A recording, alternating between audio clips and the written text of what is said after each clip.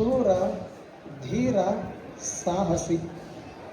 ವೀರ ಯೋಧರಂದ್ರ ಕೈಯೊಳಗ ಬಂದೂಕ ಹಿಡ್ಕೊಂಡು ಕತ್ತಿ ಹಿಡ್ಕೊಂಡು ಇನ್ನೊಬ್ಬೊಂದು ದೇಶದ ರುಚಿಗೆ ಹೋರಾಡೋದಲ್ಲ.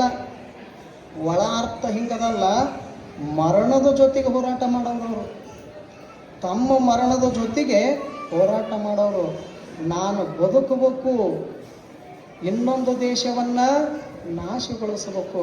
ನಾನು ಬದುಕಿದೆ ಅಂದ್ರ ನನ್ನ ದೇಶ ಬದುಕ್ತದ, ದೇಶದ ಜನತೆ ಬದುಕ್ತದ, ದೇಶದೊಳಗಿರ್ತಕ್ಕಂಥ ಧರ್ಮಗಳು ಬದುಕ್ತಾವು, ಮಠ ಮಂದಿರಗಳು ಬದುಕ್ತಾವು.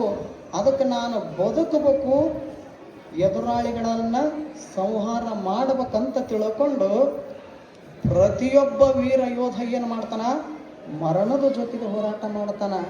ಇಲ್ಲಿ ಡಾಕ್ಟರ್ ಹೆಂಗ ಅನಾರೋಗ್ಯ ಇದ್ದ ಮನುಷ್ಯನ ಬದುಕಿಸ್ಬೇಕಂತ ಹೆಂಗ ಮರಣದ ಜೊತೆಗೆ ಹೋರಾಟ ಮಾಡ್ತಾನಲ್ಲ,